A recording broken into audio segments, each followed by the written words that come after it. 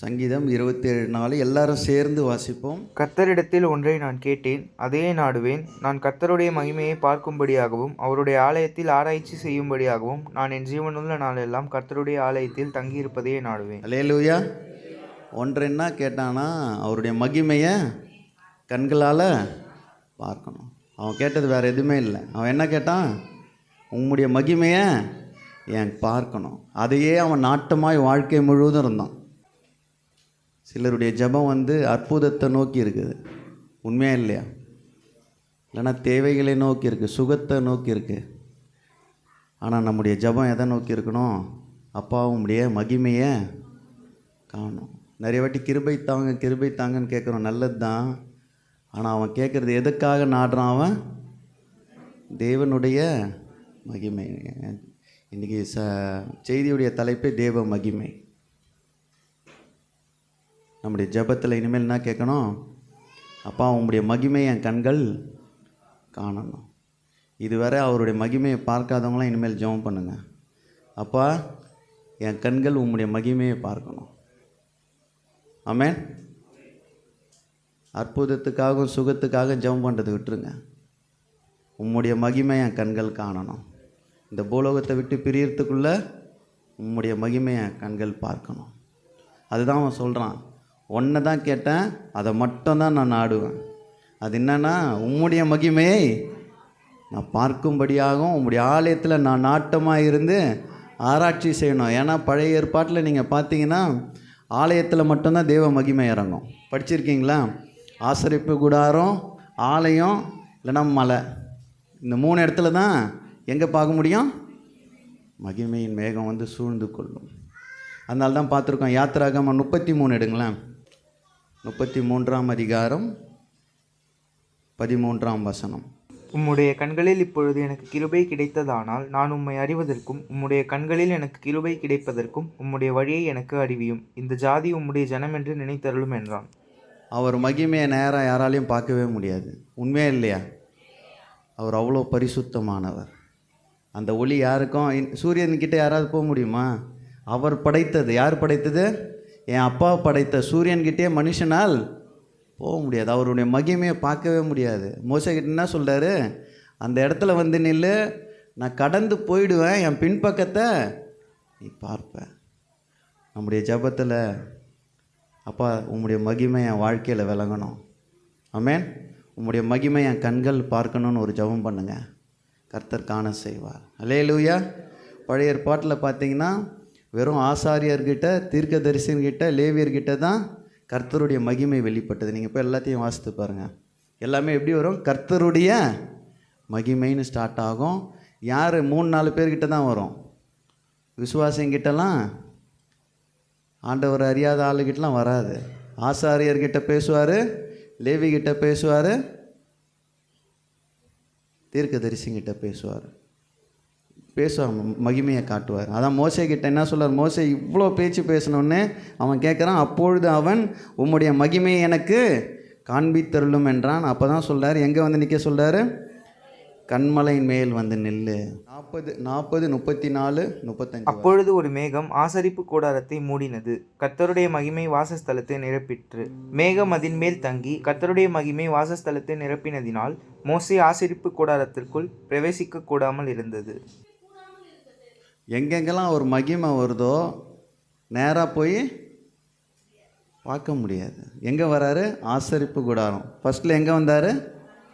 கண்மலையில். 2வது ஆசரிப்பு கூடாரத்தில் வராரு. கேட்குறாங்க, மக்களுடைய பிரச்சனைகள்லாம் வருது, எல்லாரையும் கூட்டுறான். அதுக்கு முன்னாடி இருக்க வசனம்லாம் போய் வாசிட்டிங்கன்னா எல்லா பலியும் செலுத்துகிறாங்க. செலுத்தி முடித்த உடனே ஆசரிப்பு கூடாரத்தில் தேவனுடைய மகிமை வருது. ஆனால் உள்ளே நிற்க முடியல. அவருடைய மகிமை வந்துடுச்சுன்னா எல்லா வேலையும் முடிச்சுட்டு போயினே இருந்துடும். மேகம் மாதிரி தான் மகிமையின் மேகம். அந்த மகிமையின் மேகம் உங்கள் வீட்டு மேலேயோ உங்கள் குடும்பத்து மேலேயோ வந்ததுன்னு வச்சிங்களேன், எல்லா கதையும் முடிச்சுட்டு அந்த மேகம் அப்படியே போயிடும். அல்லேலூயா. நம்ம ஒரு அற்புதத்தை கேட்குறோம், நான் விசுவாசிக்கிறேன், அவருடைய மகிமை உங்கள் மேலே அப்படி விழுந்ததுன்னு வச்சிங்களேன், நீங்கள் மறுரூபமாக்கப்படுவீர்கள். அல்லேலூயா. மகிமையின் மேல் மகிமை. எத்தனை பேர் விசுவாசிக்கிறீங்க? மகிமையின் மேல் மகிமை. அல்லேலூயா. இந்த பூலோகத்துக்காக நம்ம அழுகுறோம், ஆனால் அவருடைய மகிமை விழும்போது அது ஆசீர்வாதமாய் மாறும். அல்லேலூயா. இன்னொரு இடத்துல போய் பார்த்தீங்கன்னா ஆலயத்தில் வந்து விழுது. மக்கள் எல்லாம் அவரை நோக்கி கூப்பிடுறாங்க.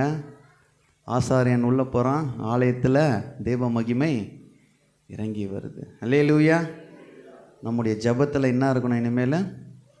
அப்பா உம்முடைய மகிமை என் கண்கள் காணணும். அல்லேலூயா. உம்முடைய மகிமையை என் கண்கள் காணணும்னு நம்ம ஜெபம் பண்ணணும். அவருடைய மகிமையை கண்கள் கண்டுதுன்னு வச்சிங்களேன், பெரிய காரியங்களையும் நடத்துவார். அல்லேலூயா.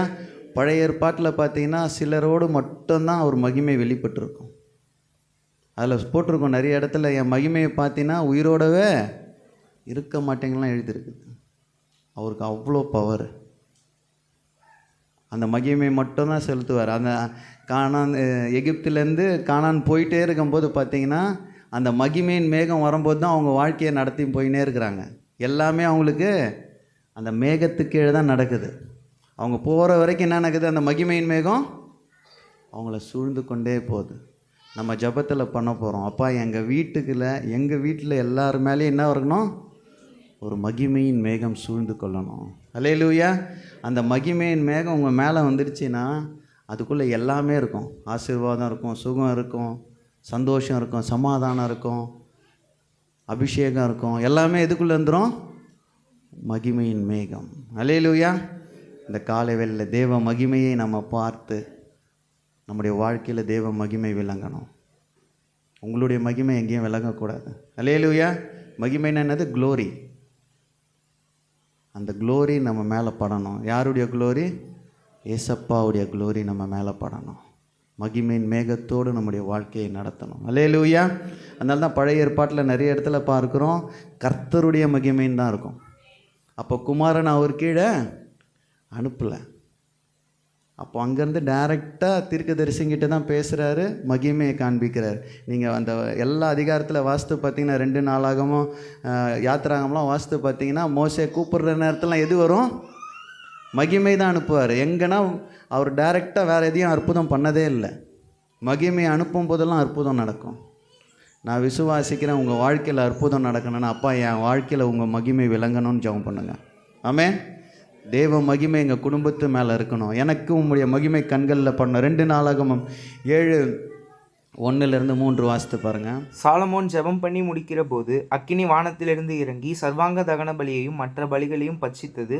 கர்த்தருடைய மகிமையும் ஆலயத்தை நிரப்பிற்று. கர்த்தருடைய மகிமை கர்த்தருடைய ஆலயத்தை நிரப்பினதினால் ஆசாரியர்கள் கர்த்தருடைய ஆலயத்துக்குள் பிரவேசிக்க கூடாதிருந்தது. அக்கினி இறங்குகிறதையும் கர்த்தருடைய மகிமை ஆலயத்தின் மேல் தங்கியிருக்கிறதையும் இஸ்ரவேல் புத்திரர் எல்லாரும் கண்டபோது தலவரிசை மட்டும் தரையிலே முகங்குப்புற குனிந்து பணிந்து, கர்த்தர் நல்லவர், அவருடைய கிருபை என்றும் உள்ளது என்று சொல்லி அவரை துதித்தார்கள். சாலமோன் கேட்டவனே எதுங்க வந்தது? ஆலயத்தில் கர்த்தருடைய மகிமை. அல்லேலூயா. பழைய ஏற்பாட்டிலலாம் எங்கெங்கே வந்தது? கன்மலையில், ஆசரிப்பு கூடாரத்தில், ஆலயத்தில். இந்த மாதிரி இடத்துல மட்டும்தான் வரும். கேட்குறவங்க 2-3 பேர் தான் கேட்கவும் முடியும்.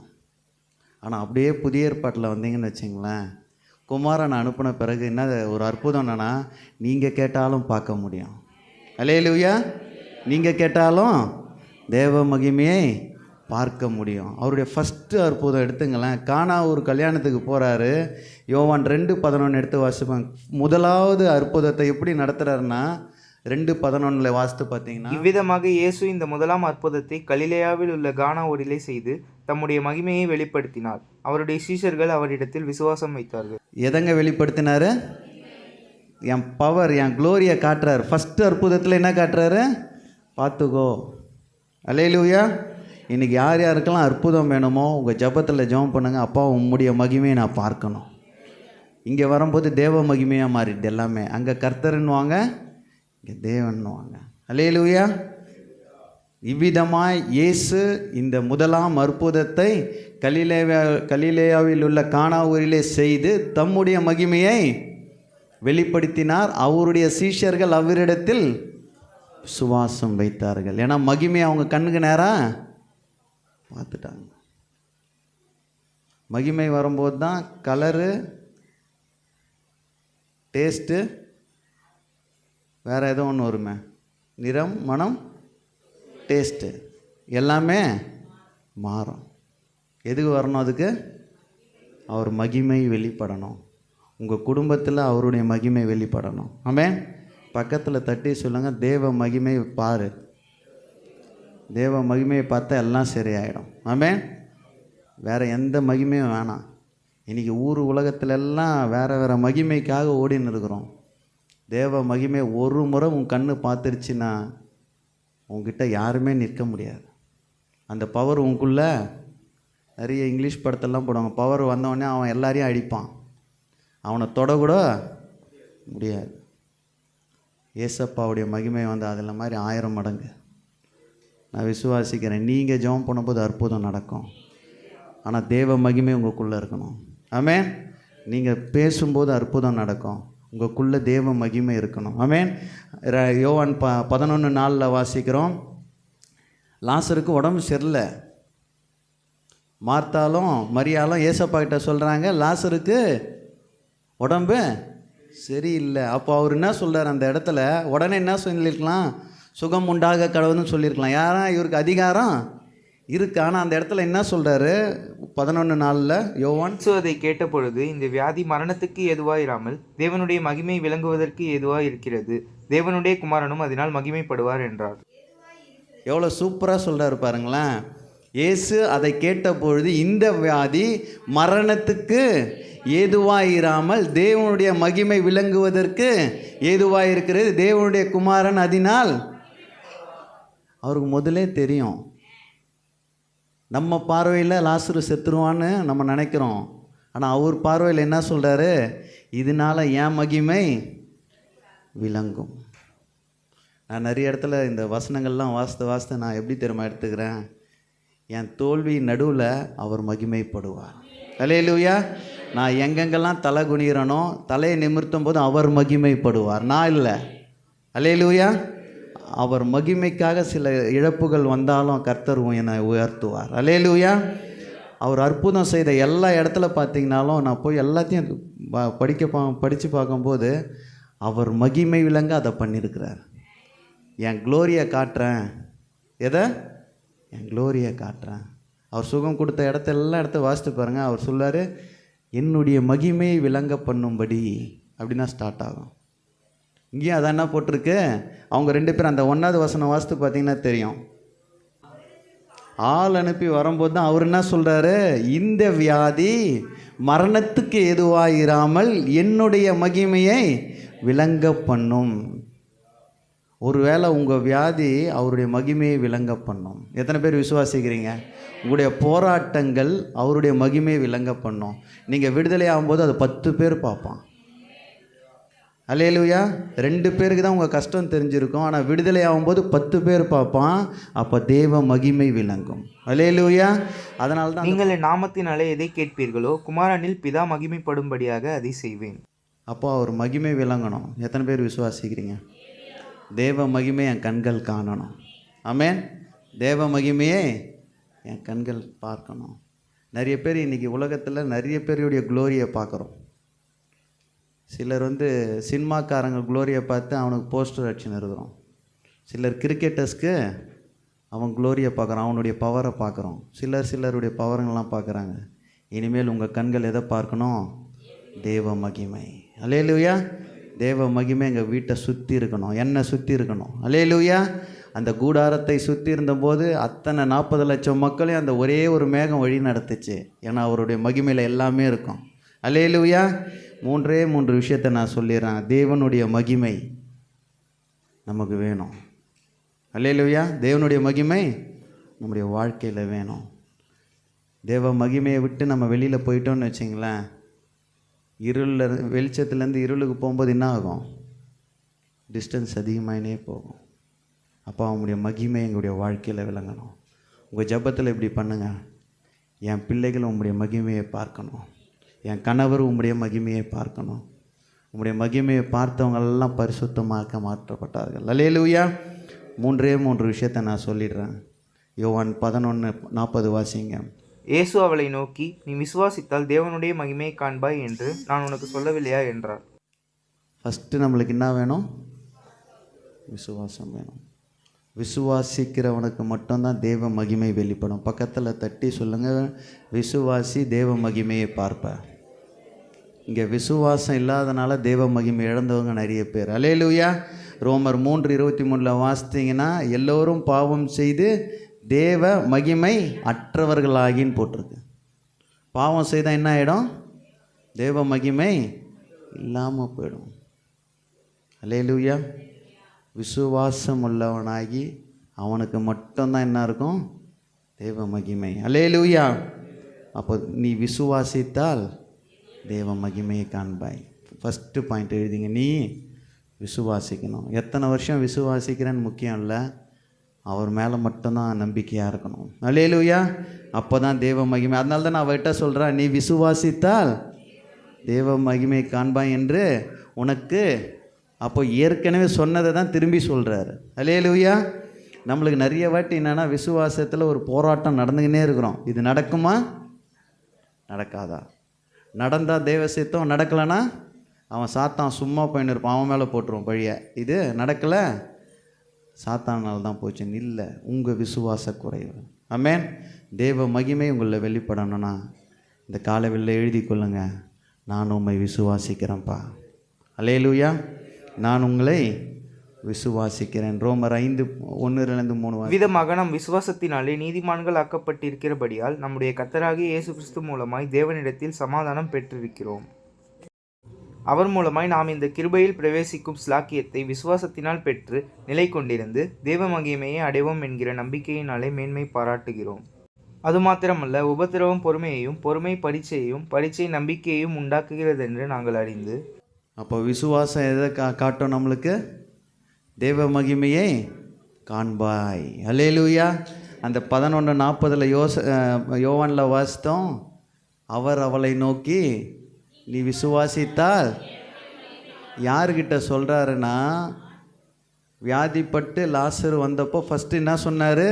இந்த வியாதி மரணத்துக்கு ஏதுவானதல்ல, தேவனுடைய மகிமையை வெளிப்படுத்த ஏதுவானதுன்னு சொல்லிட்டு தான் 40வது வசனம் வரும்போது சொல்கிறாரு, நான் முதல்ல உனக்கு என்ன சொன்னேன்? விசுவாசித்தால் அப்போ தான் கல்லை புரட்டுங்கள்ன்றார்.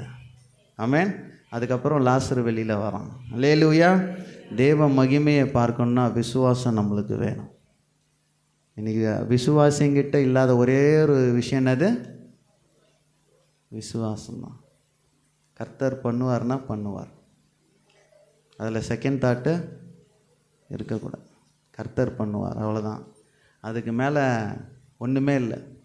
மோரியா மலையில் வந்து நில்லுனா அவன் போய் நின்றுவான், இங்கே வந்து நில்லுனா நின்றுவான். வந்தவுடனே மகிமையின் மேகம் மேலே வரும், 40 லட்சம் பேருக்கும் அவர் தேவையானதை கொடுத்துட்டு போயிட்டே இருப்பார். அல்லேலூயா. உங்களுக்கு மேலே மகிமையின் மேகம் வரணும், நீ விசுவாசிக்கணும். அல்லேலூயா. நீங்கள் விசுவாசித்தால் தேவனுடைய மகிமையை காண்பாய். அல்லேலூயா. 2வது எடுத்துங்க, 2 கொரிந்தியர் 4:15. தேவனுடைய மகிமை விளங்குவதற்கேதுவாக கிருபையானது அநேகருடைய ஸ்தோத்திரத்தினாலே பெருகும்படிக்கு இவையெல்லாம் உங்கள் நிமித்தம் உண்டாகி இருக்கிறது. ஸ்தோத்திரத்தினாலே தேவ மகிமை வரும். அல்லேலூயா. வாயில் என்ன இருக்கணும்? இன்றைக்கி விசுவாசிங்க சொல்கிறதே இல்லை, ஒன்லி ஸ்டெயிலாக ப்ரைஸ்லான்னு சொல்லிட்டு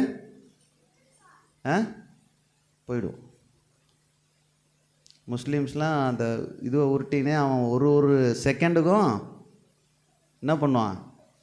அவன் தெய்வத்தை சொல்லிக்கினே இருப்பான். அங்கே என்ன போட்டிருக்கு? தேவனுடைய மகிமை விளங்குவதற்கு ஏதுவாக கிருபையானது அநேகருடைய ஸ்தோத்திரங்களினால். ஒரு நாளைக்கு எத்தனை ஸ்தோத்திரங்க பண்ணுறீங்க சொல்லுங்களேன்? ஸ்தோத்திரம் சொல்ல சொல்ல சொல்ல எது வரும்? தேவ மகிமை உங்கள் தலை மேலே ஒரு வட்டமாக வந்து நின்றோம். நீங்கள் பெயிண்ட்டு கூட அடிக்க தேவையில்ல, உங்கள் தலை மேலே என்ன நிற்கும்? உங்களை எதனா தாக்க வருதுன்னா கூட ஸ்தோத்திரம் சொன்னால் கிட்ட வராது. அல்லேலூயா. ஸ்தோத்திரத்தினால் தேவ மகிமையை காண்பாய். அல்லேலூயா. சங்கீதம் 50:23 வாசிக்கிறோம், ஸ்தோத்திர பலியிடுகிறவன் என்னை மகிமைப்படுத்துகிறான், தன் வழியை செவ்வைப்படுத்துகிறவனுக்கு தேவனுடைய ரட்சிப்பை வெளிப்படுத்துவேன் என்று சொல்லுகிறார். ஸ்தோத்திர பலியிடுகிறவன் சொல்லுங்க, யாரை மகிமைப்படுத்துகிறீங்க? இன்றைக்கி நம்ம வாழ்க்கையில் பெரிய ப்ராப்ளமே என்னென்னா, எல்லாரையும் ப்ரைஸ் பண்ணிக்கினே இருப்போம். நடக்குதா இல்லையா? எல்லாரையும் அது என்ன சொல்லுது, எல்லாரையும் உயர்த்தி பேசுறதே நம்மளுக்கு, அவங்கள கொஞ்சம் ஐஸ் வைக்கிற மாதிரி பேசினா நம்மளுக்கு வேலை நடந்துரும்னு இல்லை.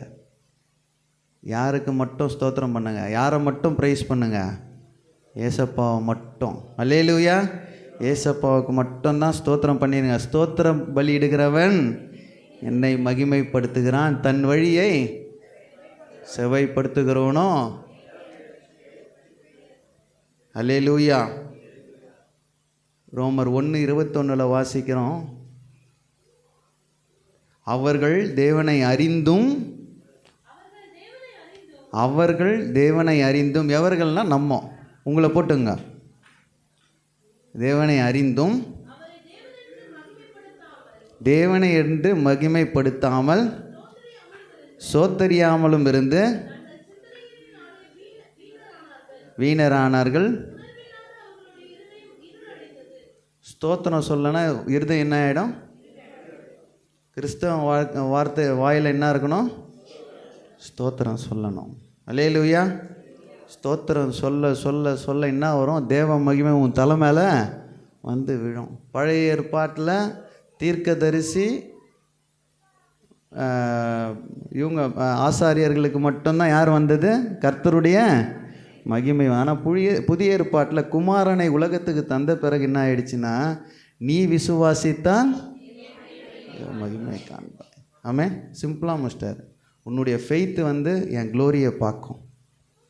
அவருடைய க்ளோரியை நீ பார்க்கணுன்னா என்ன வேணும்? ஃபெய்த் இருக்கணும். ஆமென். ரெண்டாவது, உன் வாயில் என்ன இருக்கணும்? நல்லா நீங்கள் பாருங்கள், நல்ல பரிசுத்தவான்கள் கொஞ்சம் பேர் இருக்கிறாங்கன்னு வச்சிங்களேன். அவங்க பக்கத்தில் போனோடனே அப்படியே முணுமுணுத்துக்குன்னே இருப்பாங்க. என்ன சவுண்டு வரும்? பார்த்துருக்கீங்களா? அந்த மாதிரி ஆளுங்களாம் இப்போ கிடையாது. என்ன சொல்லினே இருப்பாங்க? சோத்திரம் சோத்திரம் சோத்திரம் சோத்திரம், இப்படி தான் சொல்லினே இருப்பாங்க. பக்கத்தில் பார்க்குறோன்னா பைத்தியக்காரன் மாதிரி இருக்கும். ஆனால் அவங்க வாயில் என்ன இருக்கும்? அவங்க மேலே தேவ மகிமை எப்பவுமே இருக்கும். ஆமென். அவங்க வெறும் அப்படி கையை நீட்டுவாங்க, அற்புதம் நடக்கும். ஏன்னா அவங்கக்கிட்ட என்ன இருக்குது?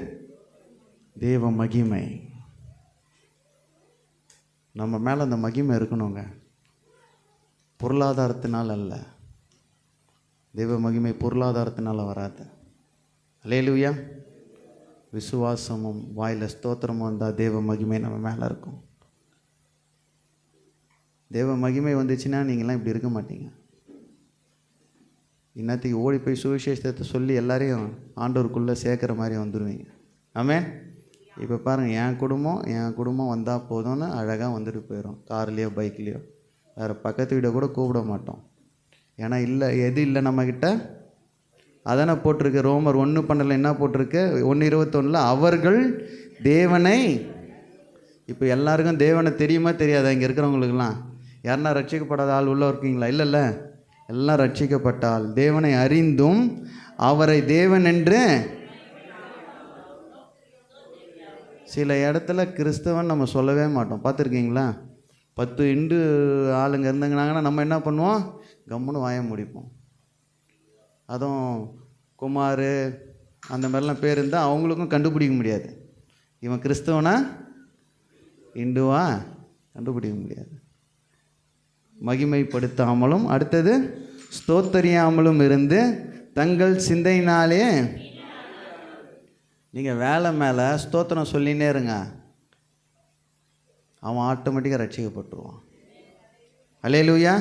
நீ சத்தியத்தை சொல்லவே தேவையில்லை. நீ எந்த வேலை செஞ்சாலும் சரி, அந்த இடத்துல என்ன சொல்லினே இருக்கணும்? வாயில் ஸ்தோத்திரம் சொல்லினே இருக்கணும். உனக்கு இடையூறு வருதுன்னா அது வராது. உண்மையா இல்லையா? உன்னுடைய பாதைக்கு தீபமும் வெளிச்சமாக இருக்கும். ஸ்தோத்திரம் வாயில் சொல்லிக்கினே இருக்கணும். சொல்ல சொல்ல சொல்ல சொல்ல எல்லாமே கிளியர் ஆகும். அல்லேலூயா. அதனால தான் சங்கீதக்காரன் என்ன சொல்கிறான்? ஒன்றை நான் கேட்டேன், அதையே நாடுவேன், தேவனுடைய மகிமையை பார்க்கும்படியாகும் அவருடைய ஆலயத்தில் ஆராய்ச்சி செய்யும்படியமாக நாட்டமாக இருப்பேன். ஆலயத்தில் சண்டே மட்டும்தான் நாட்டமாக இருப்பேன். அப்போ உன் கண்ணு தேவ மகிமையை பார்க்காது, டிவி சீரியலில் தான் பார்க்கும். 6 நாள் எதுக்கு கீழே இருப்பேன்? டிவி கீழேயும் உலகத்தின் ஆடம்பரங்களுக்கு கீழேயும் இருப்பேன். 7ஆவது நாள் எங்கே வர? மகிமையை பார்க்கணுன்னு வர.